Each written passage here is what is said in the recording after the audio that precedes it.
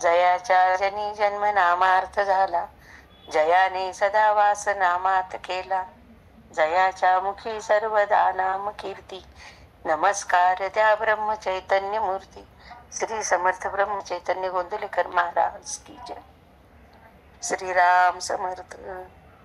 तर आता महाराज आपणाला बलवणकर हे ह्यांना निमित्त करून महाराज नामाचं महत्त्व आपणाला स्पष्ट करत आहेत. महाराजांची परीक्षा घेण्याचं किंवा महाराजांना नामाची महती पूर्णतः इतकं विस्ताराने समजावून सांगण्याचा प्रसंग हा महाराजांच्या अखेरच्या वर्षात आला. आणि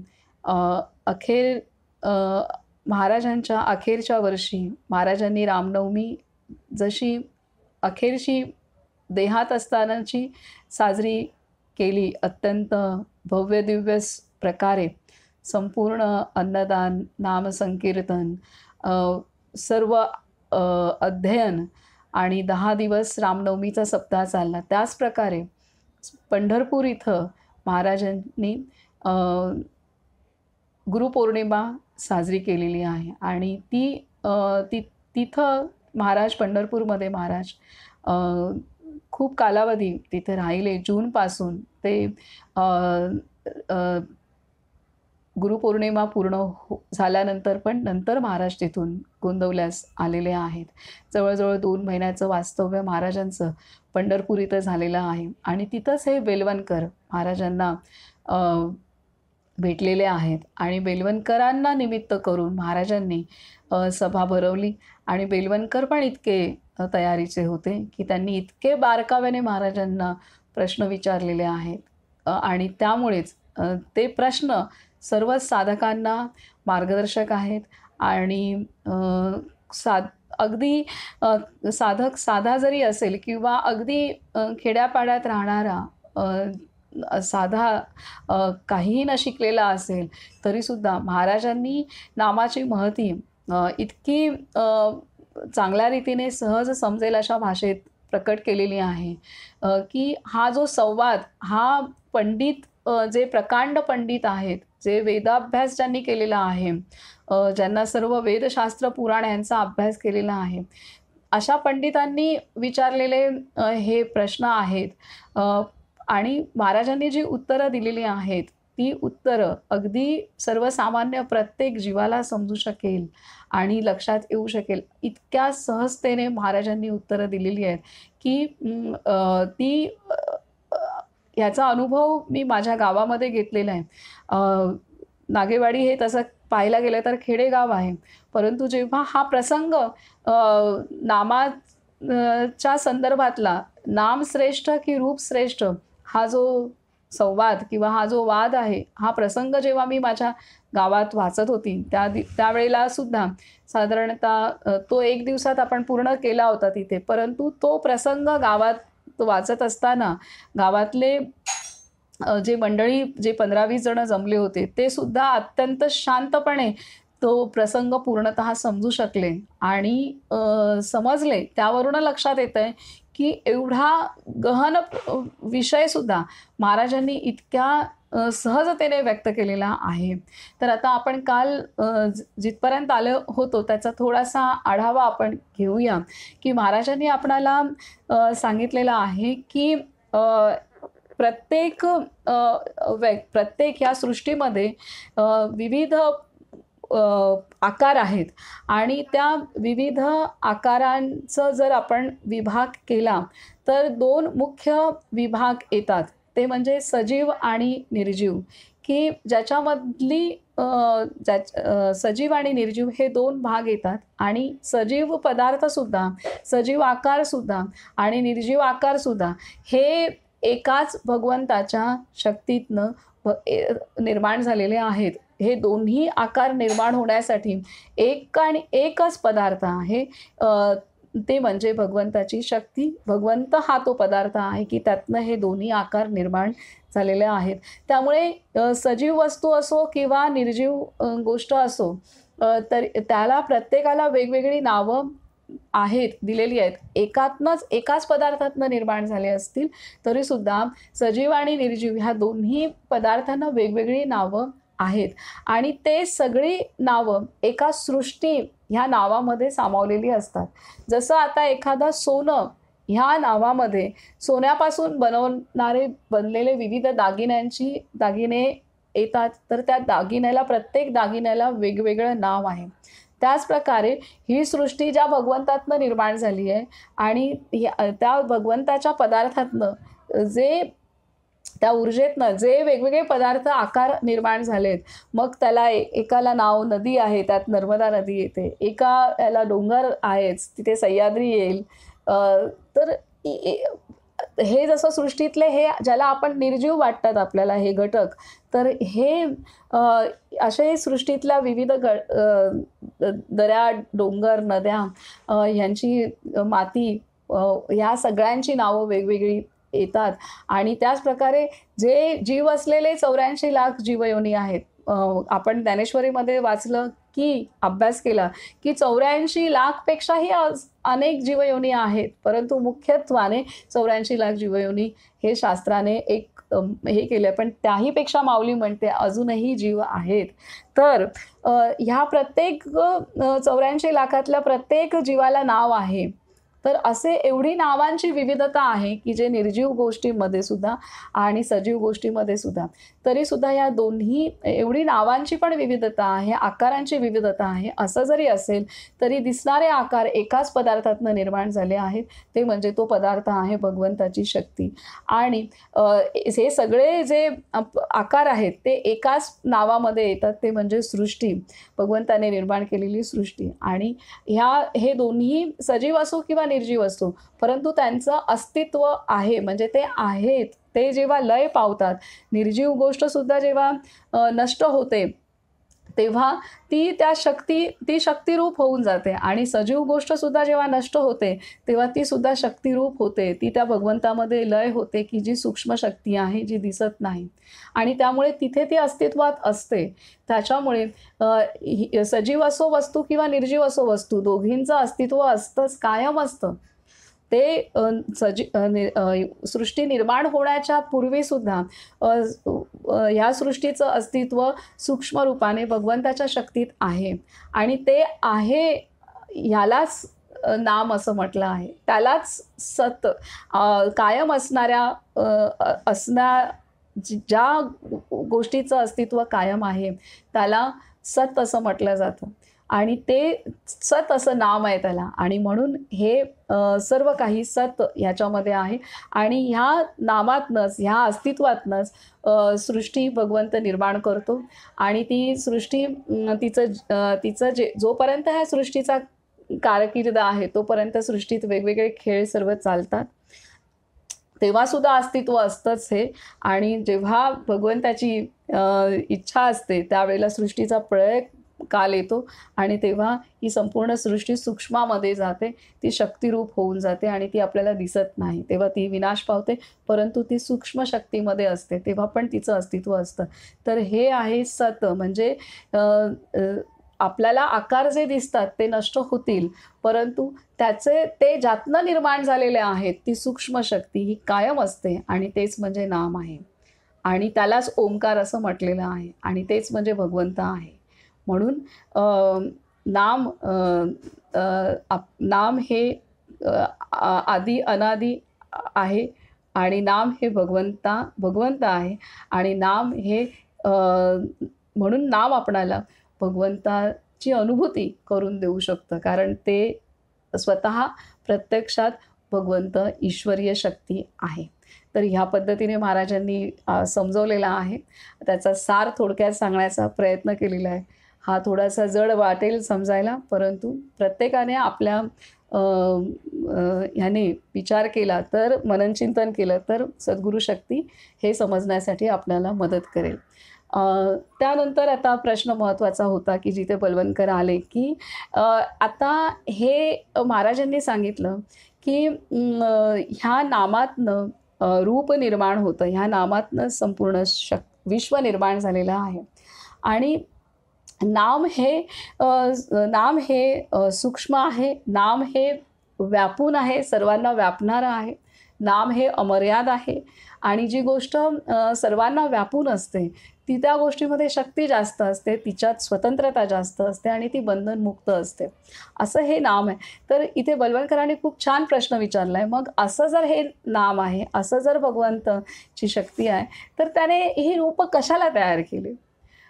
आणि हा खेळ कशाला मांडला? तर हा त्यांचा प्रश्न आहे, जो आपल्याला नेहमी पडतो आणि त्या प्रश्नाचं उत्तर महाराज काय देत आहेत ते आपण पाहूयात.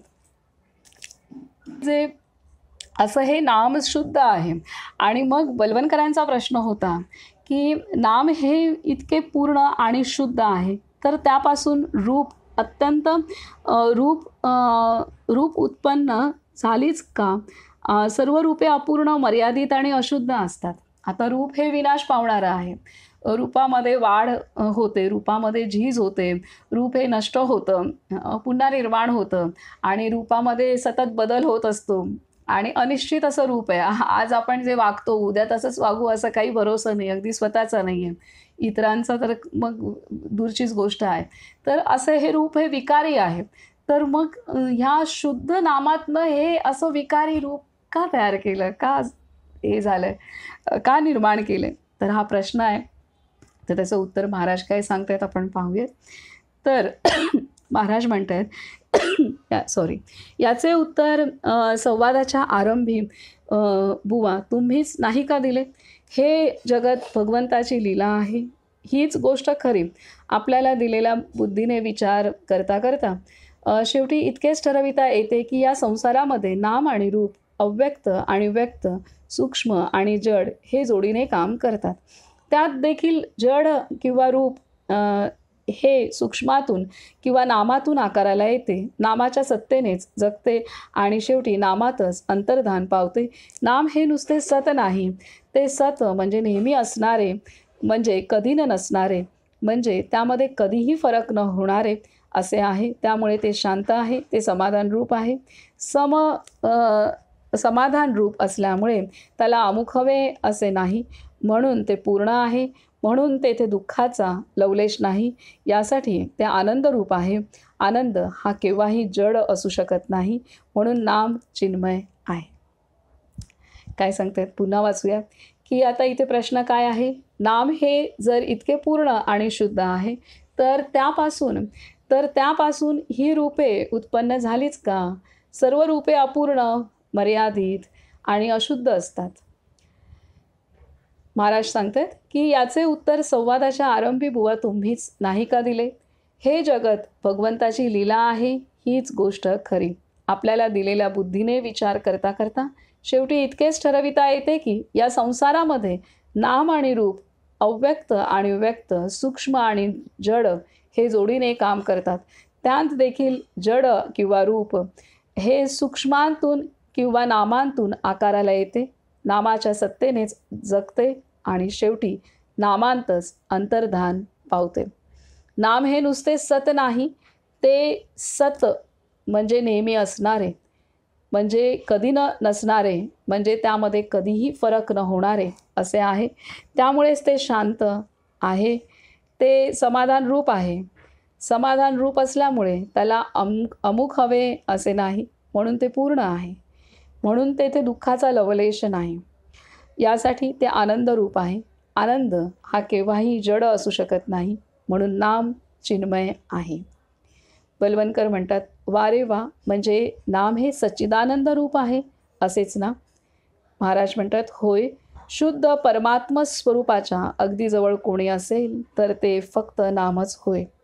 नाम हे चिन्मय असल्यामुळे त्याचा आनंद ओसंडून येतो आणि ही सृष्टी तयार होते.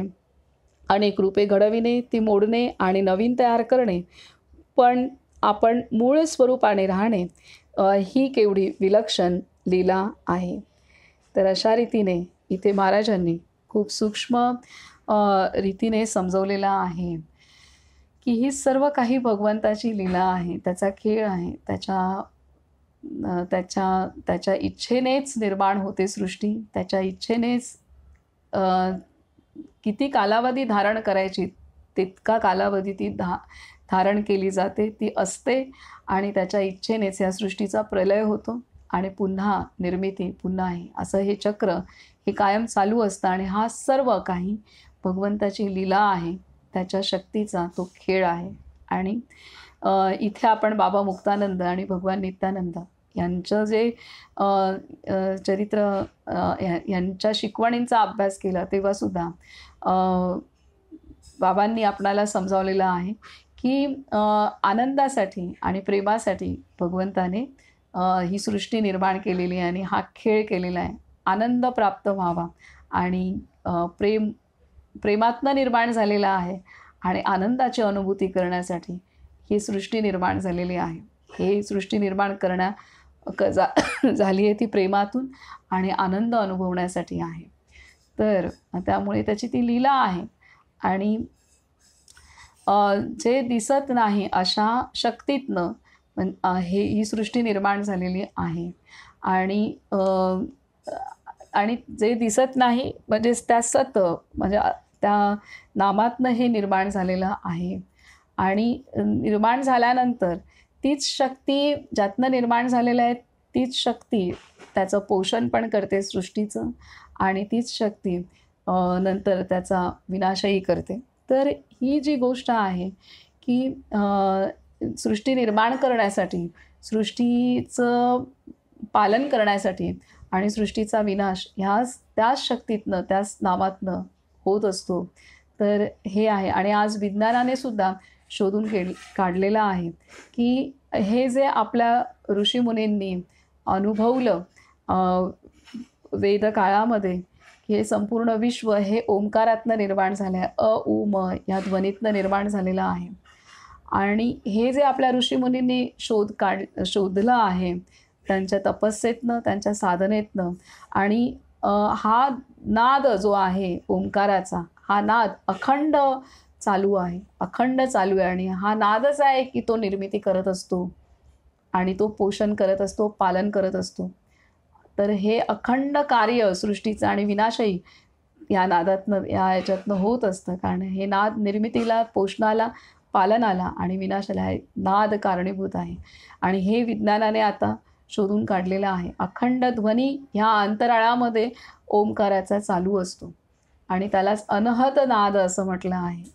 आणि त्यालाच आपल्या संतांनी, आपल्या ऋषीमुनींनी नाम असं म्हटलेलं आहे. म्हणूनच माऊली म्हणते, ओम नमोजी आद्या वेद प्रतिपाद्या जय जय स्व संवेद्या आत्मरूपा. तेच आत्मरूप आहे, हा ओंकारच आत्मरूप आहे, हे नामच आत्मरूप आहे.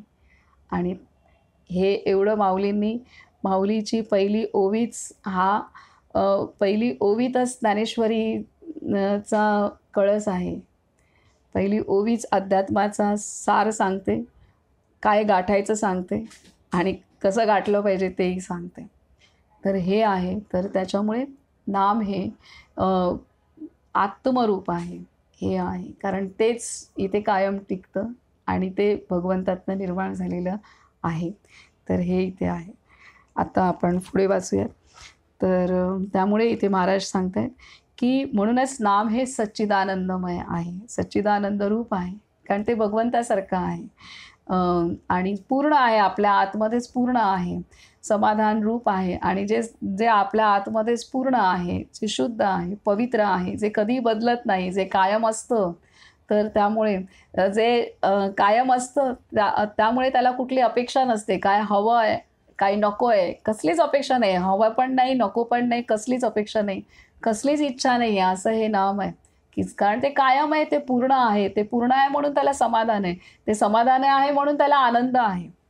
आणि आनंदरूप असल्यामुळे त्याला कशाचीच अपेक्षा नाही आहे, काय हवं आहे, काय नको आहे, कशाचंच काय नाही. तर असं हे नाम परमात्मा स्वरूप आहे. तर पुढे सांगतायत. आणि बरोबर बलवणकरांनी ते ओळखलं, म्हणजे सच्चिदानंद रूप आहे ना. तर महाराज सांगतायत, होय, शुद्ध परमात्म स्वरूपाच्या अगदी जवळ कोणी असेल तर ते फक्त नामच होय. नाम हे चिन्मय असल्यामुळे त्याचा आनंद ओसंडून येतो आणि ही सृष्टी निर्माण तयार होते. अनेक रूपे घडवणे, ती मोडणे आणि नवीन तयार करणे, पण आपण मूळ स्वरूपाने राहणे, ही केवढी विलक्षण लीला आहे. जरी हे ओंकारातून पूर्ण विश्व निर्माण झालं असेल तरीसुद्धा तो ओंकाराच्या नादातनं विश्व निर्माण झालं, त्यातनं ते पालना पण त्यातनं विश्वाचा सांभाळ पण हे ओंकार करतंय आणि विश्व मोडतंय, यामध्ये विविध आकार तयार होत आहेत, मोडत आहेत, त्याचा सांभाळही होतोय. हे सगळं सृष्टी, उत्पत्ती, स्थिती आणि लय ह्या तिन्ही क्रिया होतात ह्या ओंकारातनं होत आहेत. आणि तरीसुद्धा उ मंच हे कायम, त्याची शक्ती कायम अबाधित आहे. असं हे परमात्मा स्वरूप आहे. ही अशी ही शक्ती आहे आणि तीच आहे चितशक्ती, भगवंताची शक्ती. तर हे आहे. तर आता पुढे सांगतायत महाराज, आता पुढे बलवंतकर सांगतायत की महाराज माझे पूर्ण समाधान झाले आहे, पण आपले बोलणे ऐकून माझी तृप्ती होत नाही, म्हणून नामाविषयी आणखी पुष्कळ सांगा, नाही म्हणू नका. श्री महाराज म्हणतात, बुवा तुम्हाला मी काय सांगू. मी बोलायला शिकल्यापासून आजपर्यंत 66 वर्षे मी नामाबद्दलच बोलतो आहे. अजून नामाचे महात्म्य संपत नाही. नामाचे महात्म्य सांगून संपले तर भगवंताचे भगवंतपण लटके झाले असे समजावे. जो नामात मीपणाने नाहीसा झाला त्यालाच नामाच्या महात्म्याची कल्पना आली. जो नामात मीपणाने नाहीसा झाला त्यालाच नामाच्या महात्म्याची कल्पना आली. असा पुरुष नामाविषयी मौन तरी धरील, कारण त्याचे महात्म्य कोणासच सांगता येणार नाही, किंवा शेवटच्या श्वासापर्यंत नामाचे महात्म्य सांगत राहील, कारण ते कितीही सांगितले तरी संपणार नाही. अशा रीतीने महाराज खूप भरभरून महाराज सांगत आहेत बलवंतकरांना. तर बलवंतकर म्हणतात, महाराज आजपासून माझे जीवन मी नामाला वाहून घेणार, पण माझ्या मागे इतके लोक आहेत, त्यांना नामाचे महात्म्य मी कसे समजावून सांगू. त्यांना वेदांत कळणार नाही आणि त्याची जरूर पण नाही. श्री महाराज म्हणतात, मला खरे आवडते ते हेच, साध्या माणसाने विशेष खोलामध्ये न शिरता सांगितल्याप्रमाणे नाम घ्यावे, त्यांचे कल्याण झाल्याशिवाय राहणार नाही. बलवंतकर म्हणतात, महाराज मी लिहून घेतो, आपण सावकाश सांगा. श्री महाराज म्हणतात, नामाने सर्व पापे नाहीशी होतात. आता इथे बलवंतकर म्हणतात की महाराज माझे पूर्ण समाधान झाले आहे, पण आपले बोलणे ऐकून माझी तृप्ती होत नाही, म्हणून नामाविषयी आणखी पुष्कळ सांगा, नाही म्हणू नका. आता नामाची महती महाराज सांगत आहेत बलवंतकरांना. बलवंतकर पूर्णतः तयार झालेत की मी आता नाम घेणार आणि नामस्मरण करणार आणि त्याची महती सर्वांना सांगणार. तर आता मला नामाविषयी अजून सांगा, मला अजून जाणून घेण्याची इच्छा आहे. तर महाराज सांगत आहेत की नामाने, आणि ते म्हणत आहेत मी सर्व लिहून घेतो, आपण सावकाश सांगा. महाराज सांगत आहेत, श्री महाराज म्हणत आहेत की नामाने सर्व पापे नाहीशी होतात, नामाने सर्व पापे नाहीशी होतात. बलवंतकर म्हणतात, आपण हे विस्ताराने समजावून सांगा. श्री महाराज म्हणत आहेत, असे का, ऐका. भगवंताला विसरणे हे सर्वात मोठे पाप आहे. नामाने भगवंताचे स्मरण होते, म्हणून नामाने पाप नाहीसे होईल. नाम हे वेदांपेक्षा श्रेष्ठ आहे. वेदाध्ययनापासून फायदा होण्यासाठी 4 वेदांचा अभ्यास जरूर आहे. यासाठी पुष्कळ वेळ आणि श्रम लागतात. नामाला श्रम नाहीत. शिवाय सर्व लोकांना वेदांचा अधिकार नाही, पण नाम कोणीही घ्यावे. वेदांच्या मंत्रांचा आरंभ ओंकारानेच होतो, म्हणून वेदारंभी नामच आहे. नाम हे तीर्थयात्रेपेक्षा श्रेष्ठ आहे. अंतरंगामध्ये बदल होण्यासाठी यात्रा करावयाची असते, पण त्याला श्रम, पैसा, प्रकृती वगैरे गोष्टी अनुकूल असाव्या लागतात. नाम हे घर बसल्या अंतरंग बदलण्याचा अनुभव आणून देते. तर नामामुळे आपण आपल्या आत्मस्वरूपाकडे आपण वळतो, म्हणून हे नाम आपणाला आपल्या खऱ्या अस्तित्वाची अनुभूती करून देतं, कारण ते आत्मरूप आहे. तर म्हणून महाराज ते सांगतायत की भगवंताला विसरणे हे सर्वात मोठे पाप आहे. नामाने भगवंताचे स्मरण होते, कारण नाम आत्मरूप आहे, परमात्मरूप आहे. त्यामुळे नामाच्या आधारे भगवत स्मरण होतं आणि मी माझं ह्यापासून आपण दूर होतो. आणि सतत मी माझ्याच्या भोवतीच राहणं म्हणजेच पाप आहे. कारण आपण स्वतःला मी म्हणजे देह, मी म्हणजे अमक्याची अमुक, मी म्हणजे एखादं नातं, किंवा मी म्हणजे माझं व्यवसाय, किंवा मी म्हणजे माझी संपत्ती, असं समजत असतो. हे समजणंच म्हणजे पाप आहे. मी म्हणजे कोण आहे? मी म्हणजे माझी संपत्ती नाही. मी म्हणजे कोणाची आ आई, माई, ताई, अक्का हे पण नाही आहे. तर मी म्हणजे केवळ एक ऊर्जा आहे, चैतन्य आहे, आत्मरूप आहे. हे अ, माझ्या प्रारब्धाने आलेलं हे सर्व नाती-गोती असतील, परंतु मी म्हणजे ते नाही आहे. तर त्याच्यामुळे मी जेव्हा स्वतःला हे सर्व समजते, मला असलेलं संपत्ती म्हणजेच मी, मला मिळालेलं नाती म्हणजेच मी, हे सर्व काही अ, त्याच्यातच जगणं म्हणजेच पाप आहे. स्वतःच्या स्वरूपाच्या अनुभूतीत जगणं आणि ती अनुभूती येण्यासाठी आपणाला नामच ती अनुभूती आणून देऊ शकतं आणि हे आपली स्वतःचीच आपण ओळख चुकीची केल्यामुळे आपण भगवंतापासून दूरच जातो आणि नामस्मरण आपणाला भगवंताच्या जवळ घेऊन जातं, कारण ते परमात्मा स्वरूप आहे आणि त्यामुळे आपण हळूहळू करत ह्या पापातनं दूर होत जातो. तर असं इथे महाराजांनी सांगितलेलं आहे. पुढे सांगतायत की पुढचा प्रश्न आहे. मग आम्ही आता महाराज सांगतात की ह्याच्यासाठी मग आपल्याला कुठल्या तीर्थयात्रा पण करायची आवश्यकता नाही आहे. आपण घर बसल्या भगवंताचं नामस्मरण केलं तरी कारण नाम म्हणजेच भगवंत आहे. परमात्मा स्वरूप आहे, सच्चिदानंदमय आहे. त्यामुळे नामस्मरण केलं की आपल्याला कुठेही न जाता भगवत प्राप्ती होऊ शकते. तर आता पुढचा प्रश्न आहे, मग आम्ही पंढरपूरला उगीच आलो तर? आता पंढरपूरमध्येच महाराजांची भेट झाली. महाराजही पंढरपूरला आलेत, बलवणकरही पंढरपूरला आलेत. तर इथे छान प्रश्न करतात बलवणकर की मग आम्ही पंढरपूरला उगीच आलो तर? श्री महाराज म्हणतात, असे नव्हे. येथे येऊन नाम घ्यायचे येथे येऊन नाम घ्यायचे जर न शिकला तर येणे व्यर्थ गेले म्हणावे. इथे येऊन नाम घ्यायचे जर न शिकला तर येणे व्यर्थ गेले म्हणावे. नाम घ्यावे अशी बुद्धी होण्यासाठी येथे येणे जरूर आहे. तुम्ही येथे आला नसता तर आपली गाठ तुम्ही येथे आला नसता तर आपली गाठ न पडती आणि आपला संवाद न घडता. हे खरे की नाही? असो, नाम हे सर्व सत्कर्मांचा राजा आहे. सत म्हणजे भगवंत, त्याच्याकडे नेणारे जे कर्म तेच सत्कर्म. इतर कर्म आडवळणाने भगवंताकडे नेतात. नाम हे साक्षात भगवंताकडे पोचवते. नामाने भवरोग नाहीसा होतो. भव म्हणजे विषय होय. विषयांची आसक्ती असणे हा सर्व रोगांचा पाया आहे. नाम घेतल्याने भगवंताकडे प्रेम लागते आणि इतर ठिकाणची आसक्ती सुटते. नामाने दुःखे नाहीशी होतात. उघडच आहे, दुःखे 3 प्रकारची असतात, पण या सर्वांचे मूळ विषयाच्या आसक्तीमध्ये आहे. नामाने ती आपोआप सुटते, म्हणून दुःख नाहीसे होते. शिवाय भगवंत हा आनंदरूप असल्याने त्याला नामाने घट्ट धरला की दुःख त्या ठिकाणी कसे राहू शकेल?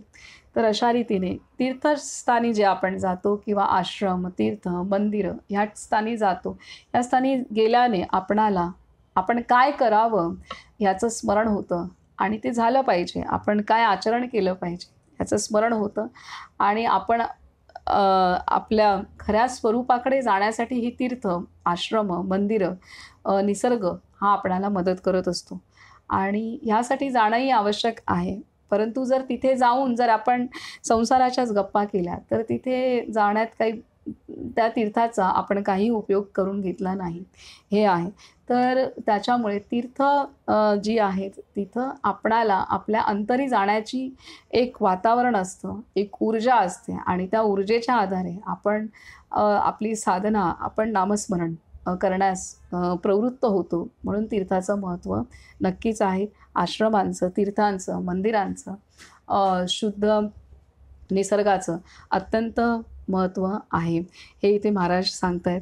तर आता आणि आपली आसक्ती दूर होते.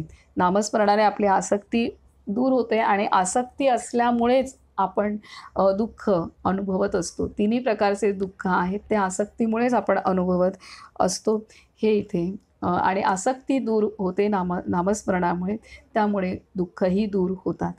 आता पुढे बलवणकर विचारतायत, महाराज नामाचा वासनेवर काय परिणाम होतो ते सांगा. महाराज नामाचा वासनेवर काय परिणाम होतो ते सांगा. श्री महाराज म्हणतात, हे तुम्ही चांगले विचारले. ज्या ठिकाणी देहबुद्धी असते तिथेच वासना उत्पन्न होते. देहच मी आहे या भावनेने वागणाऱ्या माणसाचे मन सारखे इंद्रियांतून बाहेर धावत असते. त्याच्या मनाची कधीच तृप्ती होत नाही. पण जो नाम घेऊ लागेल त्याचे मन हळूहळू बाहेर धावण्याचे कमी होते. बाहेरची धाव कमी झाली की वासनेचा जोर आपोआप कमी होतो. पुढे तेच मन नामात रंगू लागते. ज्या मनाने वासना भोगायची तेच नामामध्ये रंगू लागल्यावर वासना आपोआप क्षीण होते. काही दिवसांनी ती मरून जाते. वासना सूक्ष्म आहे म्हणून तिचा काटा काढायला सूक्ष्मच अस्त्र पाहिजे, ते म्हणजे नाम होय. सतत नामस्मरण केल्यामुळे आपण आपल्या अंतरी जातो आणि जे मन आपलं सतत विषयांकडे धावत असतं ते हळूहळू करत त्याची धाव कमी होते आणि आपण अंतरी ते मन नामस्मरणामुळे अंतरी लागतं आणि अंतरी आपणाला एक जो आत्मानंद प्राप्त होतो, शांतता अनुभवते, जे समाधान वाटतं, जे सुख वाटतं, जी निश्चिंतता वाटते, जे धैर्य जाणवतं आणि त्यामुळे आपलं मन हळूहळू करत आतमध्ये विसावतं. जी खात्री वाटते, जो विश्वास वाटतो, त्यामुळे आतमध्ये हळूहळू मन विसावतं आणि हळूहळू इंद्रियांच्या विषयांपासून आपलं मन दूर जातं. हे इथे होतं आणि त्यामुळे इंद्रियांशी संबंधित असलेली वासना हळूहळू करत नष्ट होते. पुढे सांगतायत की बलवणकर, मला हे फार आवडले. श्री महाराज म्हणतात, नामाने पापी माणसे पुण्यवान बनतात. देहबुद्धी कमी होणे हेच पुण्य होय. ते नामाने प्राप्त होते. नामाने कलीची सत्ता नाहीशी होते. वाईट किंवा विषयाच्या वासनेने बुद्धिभ्रष्ट करणे हेच कलीचे मुख्य लक्षण होय. त्याच्या मुळावर घाव घालण्याचे काम नाम घेतल्याने होते. म्हणून नामधारकाला कलीची बाधा नाही. नामाने पुण्य शरीर बनते. ज्याच्या अंतरात नाम असते तिथे भगवंताला यावे लागल्याने त्याच्या शरीरात सत्वगुणाची वाढ होते. तो पुण्यवान बनतो. तर नामाने म्हणून वाल्याचा वाल्मिकी झाला. सर्व काही ही उदाहरणं आहेच आहेत इतिहासात आपल्या. पुढे सांगतात की बलवणकर म्हणतात, महाराज, नामाचा प्रारब्धाशी कसा संबंध आहे?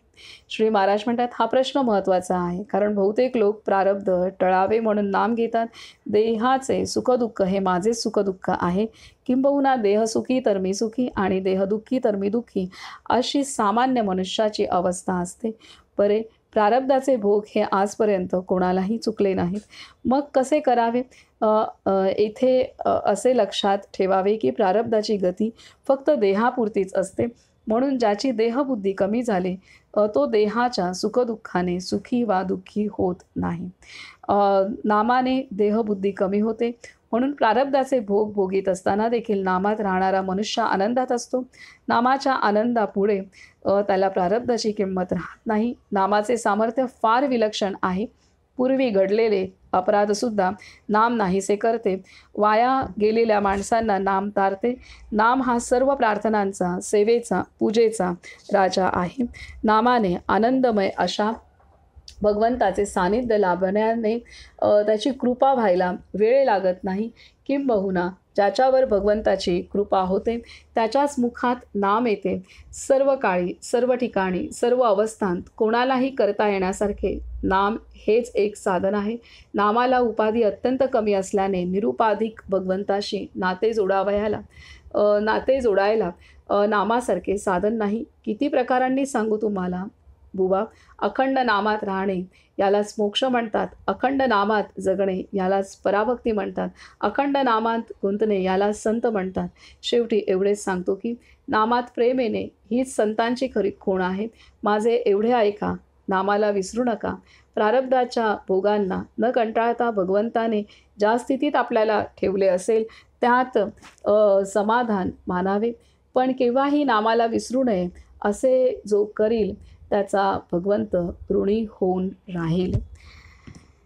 तरी किती महती महाराजांनी सांगितले. एक एक शब्द महाराजांचे अत्यंत संपूर्ण विश्वावरती उपकार करणारे आहेत. हे शब्द बोलत असताना श्री महाराजांच्या तोंडावर इतके विलक्षण तेज आले होते की बुवांसकट सर्व सभा नुसती तटस्थ बसली होती. बुवांच्या डोळ्यांना तर अश्रुधारा लागल्या. ते श्री महाराजांच्या पाया पडले. तेव्हा श्री महाराजांनी प्रेमाने त्यांना उचलले आणि आपल्या गळ्यांतली तुळशीची माळ त्यांच्या गळ्यांत घातली. सर्व मंडळी प्रसाद घेऊन नंतर घरी गेले. श्री महाराजांच्या आयुष्यातला हा शेवटचा मोठा विजय होय. हा शेवटचा मोठा विजय होय. नामाचे महत्त्व लोकांना पटवून देण्यासाठी त्यांनी आपले सर्वस्व वेचले. एखाद्या दृश्य वस्तूचे महत्त्व लोकांच्या गळी उतरवून देणे ही सोपी गोष्ट आहे, कारण त्याचे फळ प्रत्यक्ष दिसते. परंतु भगवंताच्या शेजारी बसणाऱ्या आणि त्याच्याप्रमाणे अदृश्यपणे वावरणाऱ्या नामाचे महात्म्य सामान्य माणसाच्या मनामध्ये ठसवून देण्याचे काम फारच कठीण आहे. काय सांगतायत बाबांनी खूप सुंदर वर्णन केलेलं आहे. बाबा म्हणतायत की नामाचे महत्त्व लोकांना पटवून देण्यासाठी त्यांनी आपले सर्वस्व वेचले. एखाद्या दृश्य म्हणजे दिसणाऱ्या वस्तूचे महत्त्व लोकांच्या गळी उतरवून देणे ही सोपी गोष्ट आहे, कारण त्याचे फळ प्रत्यक्ष दिसते. परंतु भगवंताच्या शेजारी बसणाऱ्या आणि त्याच्याप्रमाणेच अदृश्यपणे वावरणाऱ्या नामाचे महात्म्य सामान्य माणसांच्या मनामध्ये ठसवून देण्याचे काम फारच कठीण आहे. माणसे नामाच्या बाबतीत अनंत शंका काढीत असतात. त्या सर्व शंकांना उत्तरे देऊन श्री महाराजांनी लोकांना नामाला लावले. तर अशा रीतीने महाराजांनी ही शेवटची मोठी सभा, मोठा संवाद महाराजांनी बलवणकरांच्या निमित्ताने, आणि बलवणकर त्यासाठी निमित्त झाले, आणि बलवंतरांचाही अधिकार आणि अभ्यास आणि त्यांचंही हृदय, त्यांचंही कौतुक आहे की त्यांनी एवढे बारकाव्याने सर्व प्रश्न महाराजांना विचारले. आणि कोणतीही मनामध्ये म्हणजे ते सुद्धा तितकेच निरंकारी आहेत म्हणूनच ते विचारलेत. अहंकारी माणूस इतके प्रश्न विचारणारच नाही. ते सुद्धा एका पातळीवरती प्रकांड पंडित होते, तरीसुद्धा आपलं समाधान होण्यासाठी आपलं पांडित्य बाजूला ठेवून त्यांनी हे सर्व प्रश्न विचारलेले आहेत, आणि त्याचा सर्वांनाच उपयोग आहे. आणि म्हणूनच महाराजांनी जे नामाचं महत्त्व इतक्या सरळ साध्या भाषेत सांगितलेलं आहे, आणि त्यामुळेच आपण आज पाहतो की त्याची प्रचिती आपण गोंदवलेमध्ये आपण घेऊ शकतो, आणि सर्वच संतांच्या ठिकाणी आपण ती घेऊ शकतो की सरळ साधी माणसं येऊन नाम घेत आहेत आणि नामस्मरण करत आहेत. हेच मोठं, हेच सर्वश्रेष्ठ कार्य आहे की रोजच्या जीवनामध्ये. आता हे महाराजांचं चरित्र वाचन जेव्हा माझ्या गावामध्ये केलं गेलं, तर त्यावेळेला तिथे असणारे साधी मंडळी, त्या सर्वांनाच वाटलं आपण नाम अनुग्रह घेतला पाहिजे, आणि तिथे सर्वांचा अनुग्रह झाला.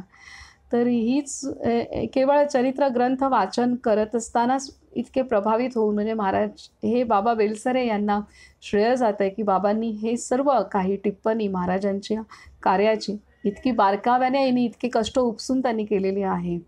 आणि त्यामुळे जितकं महाराजांचं कार्य थोर, तितकंच त्यांच्या शिष्यांचं कार्य थोर, बाबांचं कार्य थोर आहे. तेवढ्याच तोडीचं आहे की हे बाबांनी कार्य, महाराजांनी बाबांकडून हे कार्य करून घेतले आहे. तर त्याच्यामुळे त्यांचेही या विश्वावरती बाबांचेही उपकार झालेले आहेत. जरी महाराजांनी त्यांच्याकडून कार्य करून घेतलं असेल तरीसुद्धा बाबांनी जे कष्ट उपसले आहेत, आणि ते त्याच्याप्रती कृतज्ञता असणं अत्यंत आवश्यक आहे. पुढे सांगतायत की पंढरपुरात श्री महाराज विठोबाच्या दर्शनाला बहुतेक रोज संध्याकाळी जात. नेहमी पुष्कळ मंडळी बरोबर असत. असेच एके दिवशी ते दर्शनाला गेले. बरोबर 25 माणसे होती. मंदिरात शिरल्यावर ते रंगशिळेपाशी आले. एकाएकी ते रंगशिळेवर उभे राहिले. त्यांनी विठोबासारखे कमरेवर हात ठेवले आणि बरोबरच्या मंडळींना बोलले, घ्या विठोबाचे दर्शन. मंडळी त्यांच्याकडे बघत आहेत. तोपर्यंत श्री महाराज झटदिशी गाभाऱ्याकडे पुढे सरकले. त्यांना आलेले पाहून बडव्यांनी सर्वांना बाजूला केले आणि विठोबाच्या दर्शनाची वाट मोकळी केली. तर इथं महाराजांनी विठोबासारखं उभे राहिलेत, कारण ह्या संतांची अवस्था अहम ब्रह्मास्मी, संत भगवत स्वरूप झालेले असतात. भगवंत आणि ते एकच ही अवस्था त्यांची झालेली असते.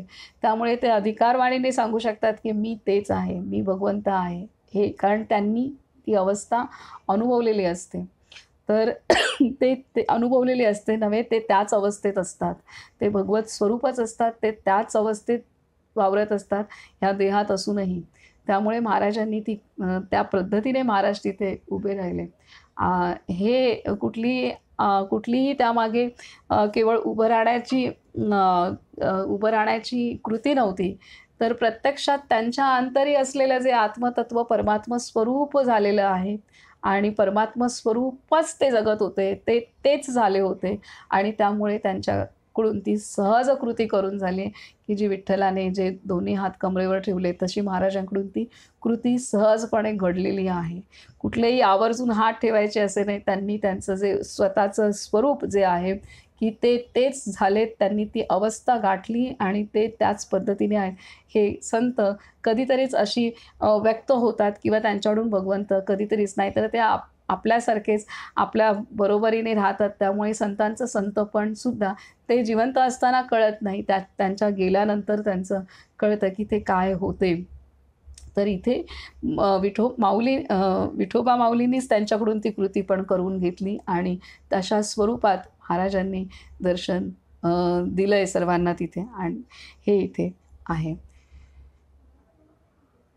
तर इथं हे नामाची महती अशी आहे. तर नामावरून आपण अजून एक सध्या आता नर्मदेचा अभ्यास आणि चालू आहे किंवा ध्यासच लागला आहे. तर तिथंसुद्धा जी मंडळी पायी परिक्रमा करतात त्यावेळेला जिथे परिक्रमा करत असताना, पायी चालत असताना, पायी यात्रा करत असताना त्यावेळेला अनेकांचे प्रत्येक पायी चालणाऱ्या भक्ताचा अनुभव, साधकाचा अनुभव असा आहे की जिथं मंडळी वाट चुकतात किंवा जिथे अत्यंत खडतर रस्ता आहे, तिथे चिटपाखरू दिसत नाही असे पण आता मी बसने जरी गेली तरी असे प्रांत आहेत तिथे की जिथे निसर्ग खूप आहे किंवा निसर्ग ओसाळ आहे एकदम आणि तिथून सुद्धा पायी चालत यात्रा करत आहेत आणि तिथे दूर दूर माणसं दिसत नाही आहेत. म्हणजे असं आहे आणि त्यावेळेला तिथे जी यात्रा करणारा जो साधक असेल त्याला जर रस्ता कळत नसेल, कुठे जायचं आता आणि आजूबाजूला काहीही नाही आहे, पाखरं पण फिरकत नाही आहे, माणसं तर दूरचीच गोष्ट. अशा वेळेला नर्मदे हर, नर्मदे हर, नर्मदे हर असं 3 वेळा म्हटल्यानंतर तिथे थोड्याच कालावधीमध्ये, काही जणांनी तर असं सांगितलं अगदी 5 मिनिटाच्या आत, काही जणांनी तर असं सांगितलं अगदी दुसरी हाक मारण्याच्या आत तिथं काही ना काहीतरी, कोण ना कोणतरी प्रकट झालेलं असतं.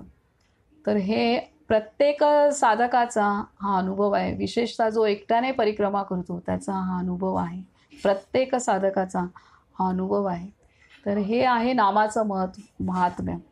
हे नामाचं महात्म्य आहे की नर्मदे हर, नर्मदे हर, नर्मदे हर हे 3दा बोलल्यानंतर तिथं ती मदत अगदी उपस्थित होते. तिथे कुठल्या ना कुठल्या रूपाने, कधी गायीच्या रूपाने, कधी कुत्र्याच्या रूपाने, कधी माणसाच्या रूपाने, कधी तिथून एक मोटरसायकलच येईल. तर अशा कुठल्याही रूपाने तिथे मदत उपस्थित होते. हे नामाचं महत्त्व आहे. असा भगवंत हा त्या साधकाला साधकाची मदत करायला किंवा साधकाला मार्ग दाखवायला बांधलेला असतो. नामाने आपण भगवंताला बांधून घेऊ शकतो. पुढे सांगतायत की तुकाराम बुवांचा दूरचा एक वंशज नेहमी पंढरपूरला येत असे.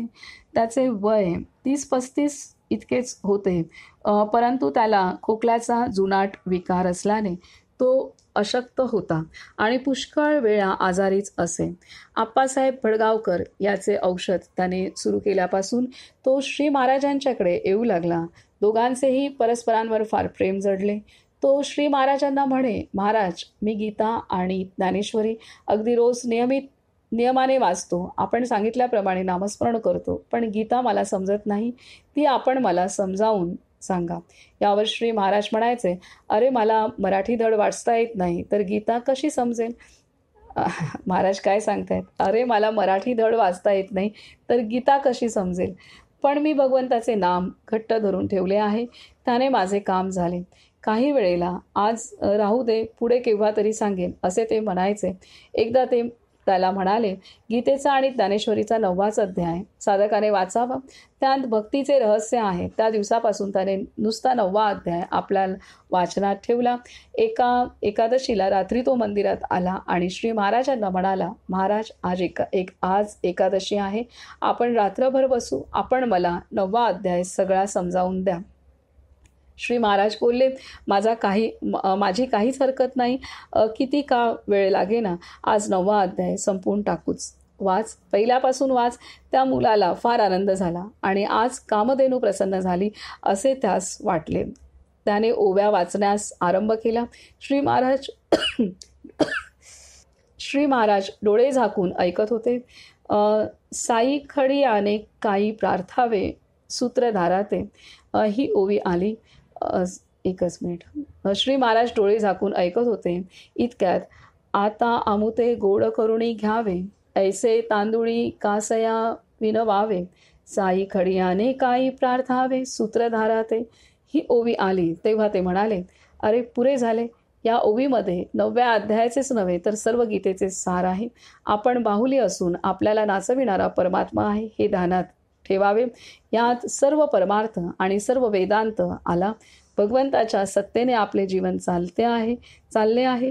ही समजूत खरेपणाने एकदा पटली की तो साधू बनला. नामाने या सत्तेचा बोध होतो. म्हणून आपण नाम घेतले की आपण केवळ निमित्त मात्र आहोत याचा अनुभव येतो. याच्या पुढे वाचून करायचे काय? श्री महाराजांचे हे सांगणे त्याला पटले आणि त्या दिवसापासून त्याने आपले लक्ष नामस्मरणाकडे वळविले. काही काळ गेल्यावर त्याचा आजार फार वाढला आणि केवळ अशक्तपणामुळे त्याची मरणोन्मुख अवस्था आली. पहाटे 3 वाजता त्याचे बोलावणे श्री महाराजांना आले.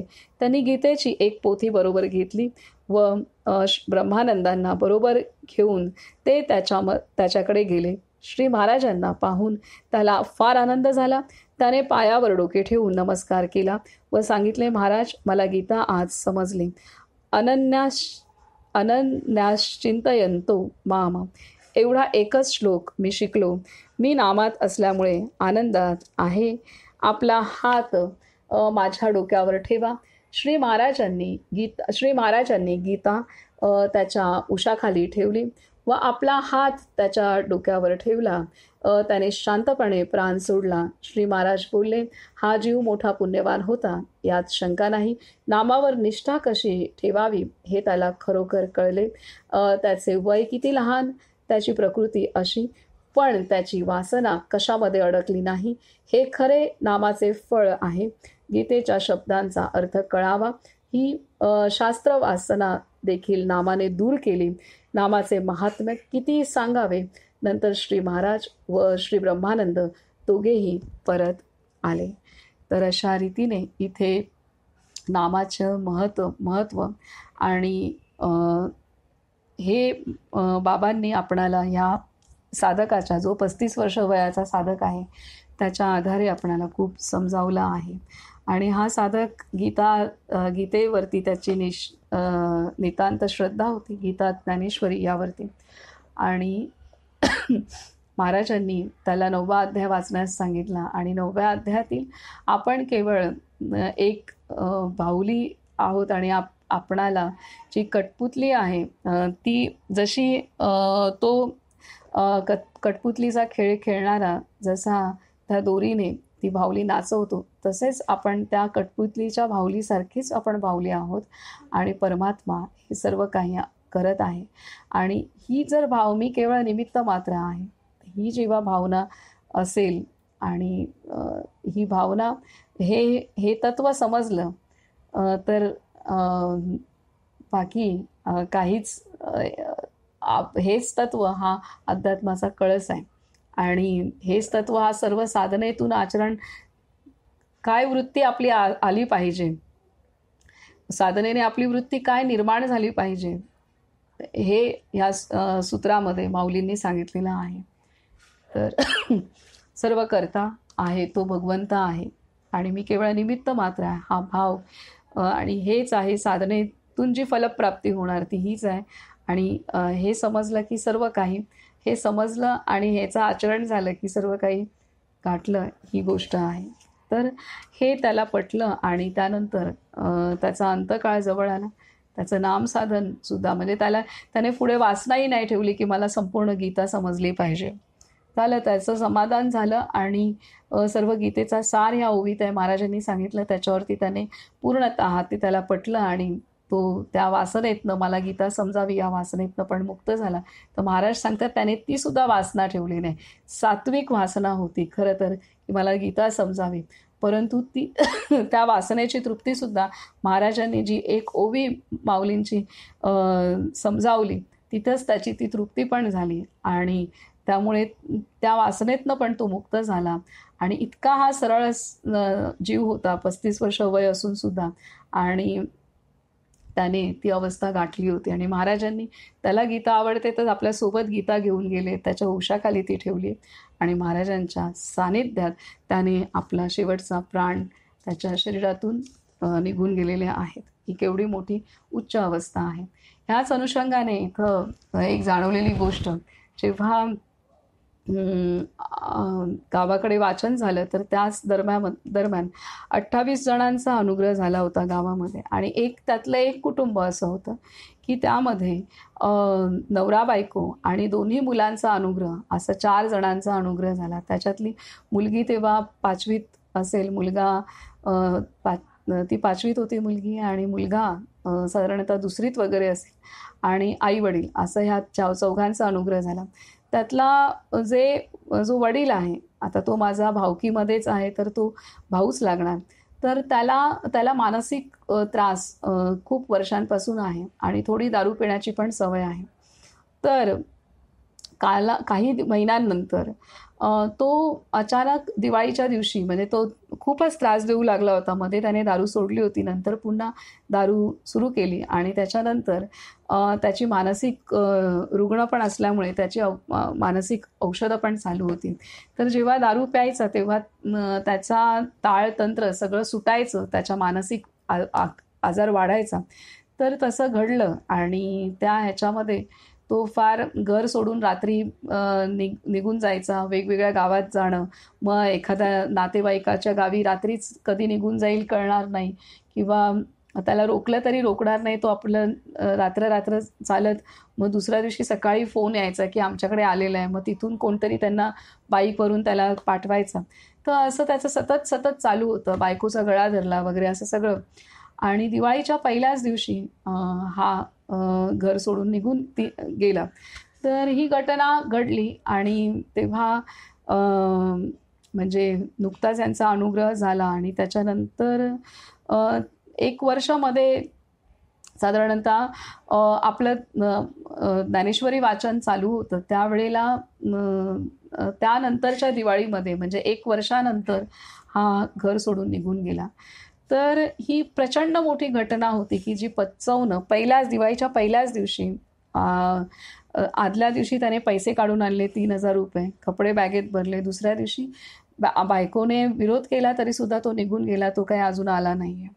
तर तेव्हा मला खूप असं आंतरिक वाटलं, अरे म्हणजे ह्यांचा अनुग्रह झाला आहे, हे ती चौघांचाही झाला आणि हे कसं घडलं असं त्यांच्या बाबतीत. आणि तो आत्ता 2रं वर्ष चालू आहे, तो त्याचा काही पत्ता नाही, कारण तो प्रचंड कृश पण झाला होता आणि त्याच्याकडे काही पैसे 3,000 रुपये काय पुरणार आहेत, कुठे गेलाय, काय आहे की नाही काही माहीत नाही. परंतु त्याची बायका मुलं जी आहेत तर त्यांनी इतकं म्हणजे बायको तर प्रचंड त्रासातच हे झालं, त्याच्यानंतर तिला समजावून सगळं ती इतकी उभी राहिली आता. आणि ती रोजाने शेतातली कामं करायला जाते, थोडंसं शेत आहे ते सासरे करतात आणि असं आहे, आणि 2 लहान मुलं. परंतु मला त्या स्त्रीचं एवढं कौतुक वाटतं की ती इतक्या खंबीरपणे म्हणजे इतकं म्हणजे खूपच म्हणजे काही शिकलेले नाही आहेत, काही नाही आहे, थोडंसं शेत आहे ते सासरे करतात आणि रोज शेतामध्ये ही कामाला जाते, रोजाने कामाला जाते. आणि भावाची थोडीफार मदत आहे, भावाचं पण जेमतेम आहे, असं नाही की खूप जास्त आहे. तरी सुद्धा आत्ता गोंदवलेला गेलो होतो, ते आले होते बरोबर. पण कधी अशी तक्रार नाही केली, की इथे नाम घेतलं, एवढं सगळं केलं, पण महाराजांनी असं कसं केलं? एक अक्षरने नाही काय. ही साधी-भोळी माणसं आणि जेमतेम परिस्थिती असलेली माणसं. परंतु कुठली अपेक्षाच नाहीये, की मला फार ह्या आता अशांची श्रद्धा दिसत नाही. आता आपण खूप मोठ्या-मोठ्या गोष्टी बोलतो, हे सगळं असं वाटतं, "वाह! किती छान बोलतायत." म्हणजे असं होतंय. आपल्या श्रद्धा दिसतात, सगळं दिसतं. परंतु आपल्या श्रद्धांपेक्षा सुद्धा खूप श्रद्धा अशा साध्या-भोळ्या माणसांच्या थोर आहेत, मोठ्या आहेत.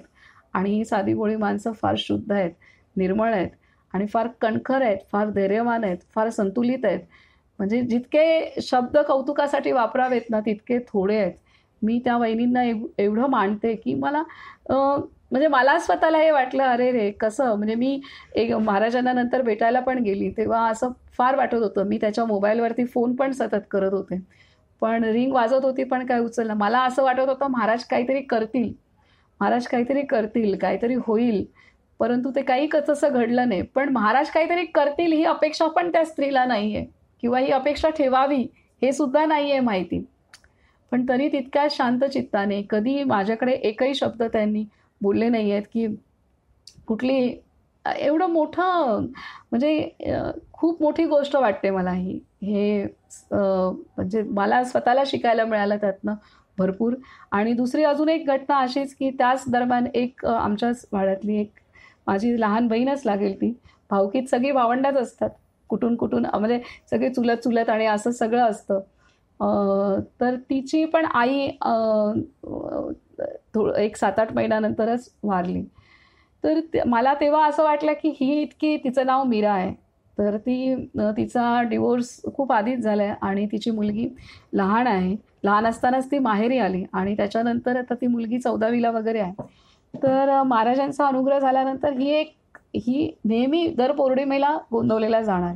ती, तिची बहीण, तिचे जिजाजी असे म्हणजे दाजी असे ती लोकं गोंदवलेला दर महिन्यात जाणार आणि तिची आई पण असंच वारली.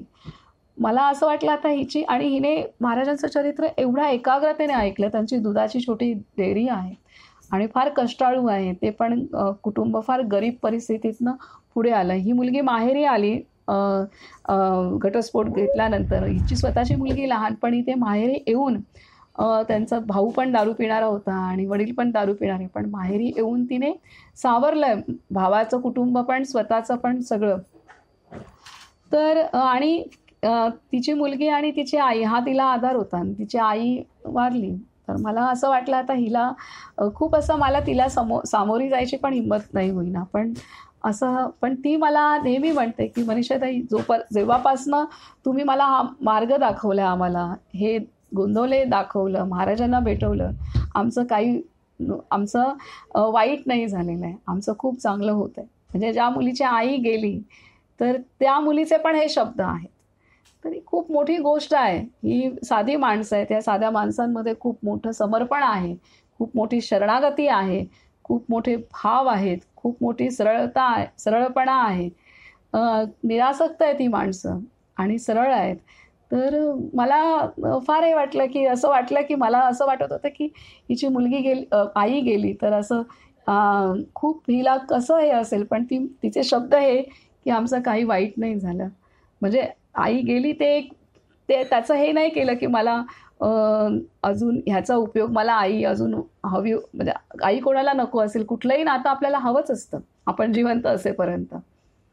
तरी सुद्धा तो जो तिचे वाक्य आहेत, त्या वाक्याने एवढा म्हणजे अ, शिकण्यासारखं आहे, भरपूर शिकण्यासारखं आहे. असे हे मला सांगायचं हे आहे, की महाराजांशी जोडल्या गेल्यानंतर ही साधी-साधी माणसं आपल्या जीवनातल्या कठीण प्रसंगामध्ये सुद्धा मला संतांनी यात मदत करावी ही अपेक्षा नाहीये. केवळ आणि केवळ प्रेम आहे त्यांना त्या स्थानाच्या प्रती, तीर्थाच्या प्रती, संतांच्या प्रती केवळ आणि केवळ प्रेम आहे. किंवा मी महाराजांचं नाम घेतलं किंवा तिथे मी गेली आणि माझ्या आईला वाचवलंच पाहिजे होतं किंवा माझा नवरा का घर सोडून निघून गेला, काही प्रश्न नाही आहेत. हे आहे. तर हे महाराजांचं महात्म्य आहे आणि महाराज तिथे गेल्यानंतर काहीतरी प्राप्ती, आंतरिक प्राप्ती जी होते त्याच्यामध्ये हे प्रश्न पण निर्माण होत नाही आहेत. अशी ही माणसं महाराजांची आहेत की जी जगाच्या समोर येणार पण नाहीत, परंतु माझं भाग्य चांगलं की मला ह्या लोकांच्या सोबत किंवा यांच्याशी संवाद साधण्याचा पण किंवा ते एकरूप आहेत, माझ्या जवळ आहेत किंवा मला त्यांच्याशी ते काय म्हणतायत हे समजण्याची बुद्धी भगवंत देतोय. तर अशा रीतीने इथे आपण थांबूयात आणि एक उद्या आपण वाचूयात. तर हा सरळपणा, संतांकडे आपल्याला सरळपणा मागायला पाहिजे. आपण फार आपल्या बुद्धीने, भावनेने वाकडे झालेलो आहे.